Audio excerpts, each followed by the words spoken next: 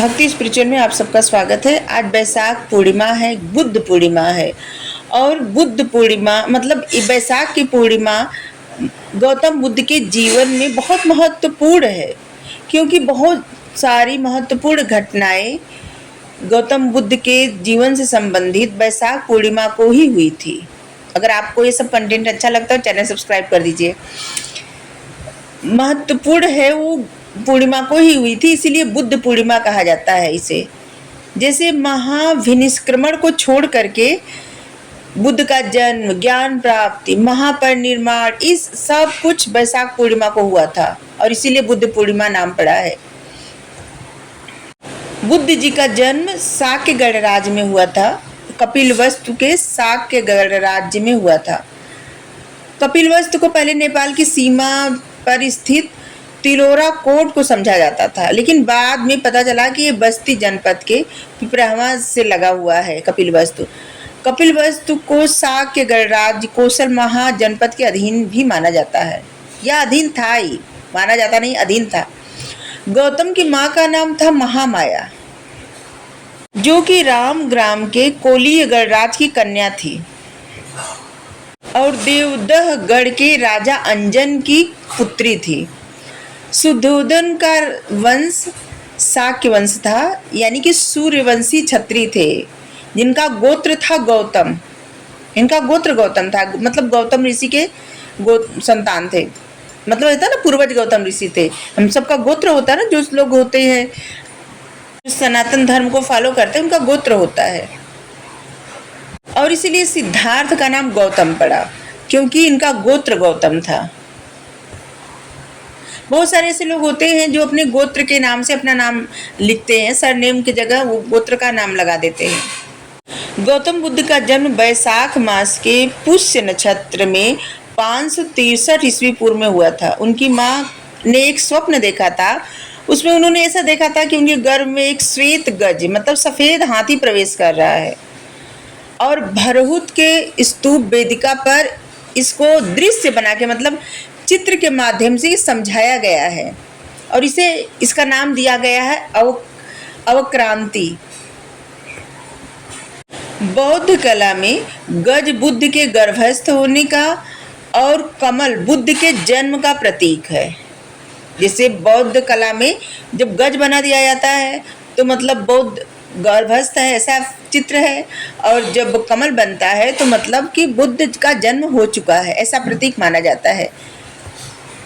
जब महामाया जी अपने नैहर देवदह जा रही थी, वही मार्ग में लुम्बिनी नामक स्थान पे अब रुक्मिन दे मतलब अब उसका नाम है रुक्मिन देई, पहले लुम्बिनी था। वही आम्रकुंज के साल वृक्ष के नीचे गौतम बुद्ध जी का जन्म हुआ था। और अशोक का रुक्मिन देई अभिलेख गौतम बुद्ध के जन्म का अभिलेखीय प्रमाण है। उसमें ऐसे बताया गया उनके जन्म कैसे कहाँ हुआ था, और ये प्रमाण सिद्ध होता है कि गौतम बुद्ध जी का जन्म यहाँ हुआ था, क्योंकि अशोक ने अपनी शिला पे लिखवाया था। रुक्मिन देश अभिलेख जो है वहाँ पे लिखवाया था। उसमें ऐसे लिखा गया है, हिंद बुधे जाते शाक्य मुनीत, मतलब कि यही वह स्थान है, यहीं पर बुद्ध का जन्म हुआ है या हुआ था। और इसे बताया जाता है कि जब बुद्ध जी का जन्म हुआ तो जन्म लेते ही 7 कदम चले थे, और 7 कदम चलते हुए ऐसा बोले थे कि मैं अच्छाइयों का उदाहरण बनूंगा, यह मेरा अंतिम जन्म है। ऐसे बताया जाता है कि बुद्ध जी जन्म लेते 7 कदम चले और यही बोलते गए कि मैं अच्छाइयों का उदाहरण बनूंगा और यह मेरा अंतिम जन्म है। और उसी समय शाक्य कुल में 7 लोगों का जन्म हुआ था, 7 प्राणियों का। यशोधरा, आनंद जो कि परम शिष्य था गौतम बुद्ध जी का, चन्न या फिर छंदक जो कि गौतम बुद्ध जी का सारथी था, और कंथक एक घोड़ा था, और कालुदाई ये मंत्री थे, और बोधि वृक्ष और गौतम बुद्ध, ये 7 प्राणियों का जन्म हुआ था उसी दिन, उसी वक्त। और बुद्ध के जन्म के 7 दिन बाद ही उनकी माता मतलब चल बसी थी, उनकी मृत्यु हो गई थी, और उनका पालन पोषण उनकी मौसी जो थी गौतमी प्रजापति, मतलब प्रजापति गौतमी, जो कि उनकी सौतेली माँ भी थी, विमाता, उन्होंने उनका पालन पोषण किया था। और बताया जाता कि उन्हीं के नाम पे अपना नाम गौतम रखे, सिद्धार्थ गौतम। गौतमी शुद्धोधन जी की दूसरी पत्नी थी। गौतम बुद्ध के जन्म के समय ऋषि अतिश देवल और कौंडिन्य ब्राह्मण, ये लोगों ने भविष्यवाणी की थी कि अगर यह बालक सांसारिक समस्याओं में लिप्त हुआ तो चक्रवर्ती सम्राट बनेगा, लेकिन अगर ये सांसारिक समस्याओं से विरक्त हुआ तो ये फिर तथागत बनेगा, मतलब सम्यक संबुद्ध बुद्ध बनेगा। गौतम बुद्ध जी के उनके पिता जो हैं वो उनको सांसारिक माया जाल में रखना चाहते थे, और यही कारण है कि उन्होंने बहुत आनंद पूर्वक प्रसादों में रखा उनको। ऐसी ऐसी जगह उनको रखे, ऐसे ऐसे जगह दिखाए कि जहाँ पे ये जो जीवन है बहुत सुखमय होता है, सब कुछ यही होता है, बस यही सब दिखाते रहे उनको। यहाँ तक कि तीनों ऋतु जो होती है, जैसे गर्मी, सर्दी और बारिश, इन सब के लिए अलग अलग प्रसाद, मतलब राजभवन का निर्माण कराया गया था इस तरह से कि कभी भी उनको किसी तरह की परेशानी दिखे ही नहीं। ऐसे उनको बताया गया था कि जो जीवन है बहुत आनंददायक है, क्योंकि उनके पिता का पूरा पूरा यही वो था कि ये बुद्ध न बने, ये मतलब चक्रवर्ती सम्राट बने। सिद्धार्थ जी ने गुरु विश्वामित्र जी से वेद और उपनिषद की शिक्षा ली थी, और ललित विस्तार में ऐसे लिखा गया है कि बुद्ध अनेक भाषाओं के ज्ञाता थे, बहुत सारी भाषाएं उनको आती थी।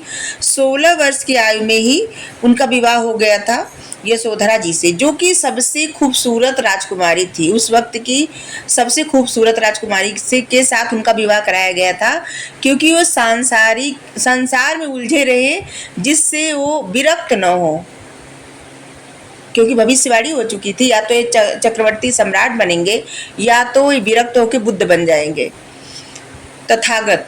तो इसीलिए उनके पिता की इच्छा थी कि उनके पुत्र, सभी की इच्छा जो होती है वही, उनके पिता की यही इच्छा थी कि उनके पुत्र सम्राट बने। यशोधरा जी का और बहुत सारा नाम बताया जाता है, जैसे भदकच्छना, ये बुद्ध वंश एक ग्रंथ है, उसमें लिखा गया है। बिंबा, ये जातक में लिखा गया है। गोपा, ललित विस्तार में लिखा गया है। इनका नाम यशोधरा जी का, लेकिन सबसे लोकप्रिय नाम जो लोकप्रिय हुआ वो यशोधरा ही हुआ। यशोधरा नाम से ही लोग जानते हैं। यशोधरा जी सुप्रबुद्ध की बेटी और देवदत्त जी की बहन थी। इस विवाह के 12 वर्ष बाद उनको एक पुत्र पैदा हुआ था, जिसका नाम था राहुल। और पुत्र के जन्म का समाचार सुनकर बुद्ध के मुख से राहु बंधन, मतलब राहु निकला था। ऐसे निकला था ना कि राहु कि बंधन हो गया, उनको बंधन लग गया। जिसे वो सुने कि उनको पुत्र पैदा हुआ है, तो ऐसे बोले कि राहु, मतलब अब तो वो बंध चुके ऐसे, और इसीलिए उसका नाम पड़ा राहुल। और इसी समय बुद्ध ने ये भी कहा था कि आज मेरे बंधन की श्रृंखला में एक बहुत बड़ी कड़ी जुड़ गई है, बड़ी कड़ी बढ़ गई है या जुड़ गई है। ऐसे बताया जाता है कि सिद्धार्थ जी जब छोटे थे तब भी वो बहुत चिंतनशील थे, हमेशा चिंतन करते रहते थे, चिंता नहीं चिंतन करते रहते थे, सोच विचार में मग्न रहते थे, और जम्बू वृक्ष के नीचे हमेशा ध्यान में मग्न बैठे रहते थे, तो ध्यान लगाते रहते थे। एक बार गौतम बुद्ध जी अपने सारथी छंदक या फिर चन्ना, मतलब चन्ना लोग कहते थे, उसका नाम था छंदक, उनका नाम था छंदक, उनके साथ भ्रमण करने निकले। और वो रास्ते में, मतलब मार्ग में देख रहे हैं 4 दृश्य। यही 4 दृश्य देख के वो बुद्ध बने। नंबर 1, एक वृद्ध व्यक्ति, और नंबर 2 एक व्याधिग्रस्त व्यक्ति, मतलब बीमार व्यक्ति। नंबर 3 एक मृतक, और 4 एक प्रसन्न सन्यासी। और जब वो अपने सारथी से पूछे सबके बारे में, जैसे पूछे वृद्ध व्यक्ति के बारे में पूछे तो बोले कि सभी लोग एक दिन वृद्ध हो जाते हैं। जब व्याधिग्रस्त के बारे में पूछे तो बोले कि ज़्यादातर लोग ऐसी बीमारी से ग्रस्त रहते हैं, एक कभी न कभी ऐसा समय आता है कि लोग बीमार हो जाते हैं। और जब एक मृतक व्यक्ति को देखे तो बोले ये तो कहे यही जीवन का सत्य है, अंत है। और जब देखे सन्यासी को, सन्यासी इतना प्रसन्न क्यों है, तो सन्यासी सब कुछ त्याग के, और अब किसी चीज़ से उनको मोह नहीं है, इसीलिए वो इतना प्रसन्न है। और ये बात उनके मन पे इतना असर कर गई कि सिद्धार्थ जी घर आते ही 29 वर्ष की अवस्था में, 29 वर्ष की अवस्था में अपनी पत्नी और पुत्र को सोता हुआ छोड़कर घर त्याग दिए। और इसी को कहा जाता है महाभिनिष्क्रमण, जिसे बौद्ध कला में अश्व द्वारा दिखाया गया है। बौद्ध कला जो रहते हैं ना, जैसे गज, कमल, अश्व, इस सब का ये मतलब होता है। गज का मतलब होता है कि गर्भ, और कमल का मतलब होता है जन्म, अश्व का मतलब होता है कि कहीं से त्याग देना, दूर चले जाना, आगे निकल जाना। बुद्ध जी गृह त्याग किए थे, उस समय था आषाढ़ी पूर्णिमा की रात और उत्तराषाढ़ नक्षत्र था। बुद्ध जी ने मज्जी निकाय में स्वयं कहे हैं कि ज्ञान प्राप्ति से पहले वो सोचे थे कि घरेलू जीवन जो है वो कष्टदायक और कठोर है, लेकिन उन्होंने पीले वस्त्र पहन के अपने माता पिता को रोता हुआ छोड़ के अपना गृह त्याग दिए थे, ऐसा उन्होंने स्वयं बताया है। और जब बुद्ध जी जो है मतलब सिद्धार्थ गृह त्याग किए थे, इसके बाद वो आए वैशाली। वैशाली में सांख्य दर्शन के आचार्य आलार कलाम से शिष्यता ग्रहण की, मतलब उनके शिष्य बन गए। और सबसे पहले इन्हीं के उपदेशों को उन्होंने ग्रहण किया, लेकिन उन्हें कुछ अच्छा नहीं लगा, इन उपदेशों का उनके ऊपर कुछ असर नहीं पड़ा, और उन्होंने अकिंचनातम नाम की अरूपस्मापिपत्ति की शिक्षा दी। और ये जिसे लग रहा है कि भाषा नेपाली भाषा है। और इनके दर्शन जो सांख्य दर्शन के समान माना जाता है, इसीलिए तो जो सांख्य दर्शन को मानते हैं उनको कहा जाता है कि बौद्ध धर्म से बहुत सारी चीजें ली गई है। इसके बाद वो आए राजगृह सत्य और ज्ञान की खोज में, और वहां पहुंचे उद्रक रामपुत्र के आश्रम में। लेकिन इसके बाद उनको कुछ भी अच्छा नहीं लगा और निराशा ही हाथ लगी। इसके बाद वो फिर आगे बढ़ गए और 7 वर्ष बाद राजगृह के बुद्ध का बिंबिसार में साक्षात्कार हुआ। जब बुद्ध ज्ञान प्राप्त कर लिए थे, इसके बाद साक्षात्कार हुआ था, ज्ञान प्राप्ति के 7 साल बाद। और बिंबिसार से ही साक्षात्कार सिर्फ शायद हुआ था।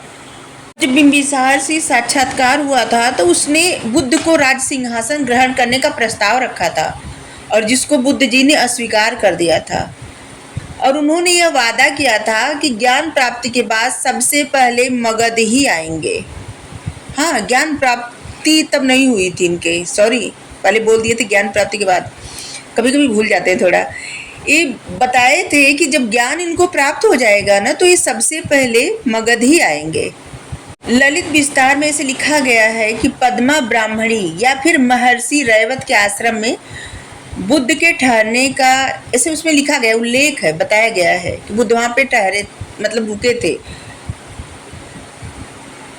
और इसके बाद राजगृह से बुद्ध गया में उरुवेला प्रदेश में गए, जहाँ पे उरुवेला प्रदेश में गए, जहाँ पे सेनापति ग्राम में आए थे वहाँ। और इसके बाद उरुवेला प्राचीन निरंजना नदी है, जो कि अभी कहा जाता है फाल्गु नदी या फिर लीलाजन नदी, ऐसा कुछ नाम है अब। उसके तट पर एक वृक्ष था, उसी वृक्ष के नीचे बैठ गए। वहीं से उनको 5 साथी भी मिले थे, 5 ब्राह्मण साथी मिले थे। उनके नाम थे आंज, अस्सज, भद्दी, कौंडिन्य और वप। और जो इस सभी लोग मिलके ना बहुत कठोर तप किए थे। और बौद्ध कला में पेंटिंग जब बनती है तो 5 हंस जो दाना चुगते रहते हैं, यही 5 ब्राह्मण को उसमें दर्शाया गया है। और वहीं पे उर्वेला में ही सुजाता नाम की एक सेनानी की पुत्री थी, सुजाता उनका नाम था। वो जब तपस्या में बुद्ध जी बैठे थे और वहाँ पे वो खीर बना के लाती हैं और बुद्ध जी उसे ग्रहण कर लेते हैं। और इसी बात से नाराज होकर 5 जो ब्राह्मण साथी रहते हैं वो बुद्ध को त्याग देते हैं और त्याग के चले जाते हैं। और यही 5 लोग यहाँ पे आते हैं जब सारनाथ में, तो बुद्ध जी के शिष्य भी बनते हैं। जब पहला उपदेश देते हैं सारनाथ में आके, पांचों ब्राह्मण साथी चले जाते हैं नाराज होके, तो सिद्धार्थ अश्वत्थ वृक्ष मतलब पीपल के वृक्ष के नीचे ध्रुव समाधि लगाते हैं और वो वहाँ पे ऐसे निश्चित करते हैं कि अब वो ज्ञान प्राप्त करने के बाद ही वो आसन छोड़ेंगे। इस समय बताया जाता है कि सोथी नामक घसियारे ने गौतम जी को निरंजना नदी के किनारे जब वो आसन लगा रहे थे तो उनको 8 मुट्ठी घास दिया था। ये जो घसियारे थे 8 मुट्ठी घास दिए थे और ये भी बैसाख पूर्णिमा को ही हुआ था। और उस समय गौतम बुद्ध की आयु 35 वर्ष थी और उसके बाद ही 35 वर्ष के आयु में उनको ज्ञान भी प्राप्त हुआ था। बताया जाता है कि बुद्ध के जीवन में 7 का विशेष महत्व है और 7 नंबर स्पिरिचुअलिटी से जुड़ा होता है और बुद्ध जी को भी 7 हफ्ता में ज्ञान प्राप्त हुआ था। जो 7 सालों में नहीं हुआ वो 7 हफ्ता में हुआ था, 7 सप्ताह में हुआ था, मतलब 49 दिन में, क्योंकि 49 दिन तक लगातार वो अखंड समाधि लगाए थे और उन्हें जिस दिन ज्ञान प्राप्त हुआ था वो दिन भी बैसाख पूर्णिमा का ही दिन था। और अब वही अश्वत्थ वृक्ष बोधि वृक्ष कहलाया, उर्वेला बोध गया, सिद्धार्थ बुद्ध कहलाए। नाम परिवर्तित हो गया था गौतम बुद्ध के ज्ञान के बाद।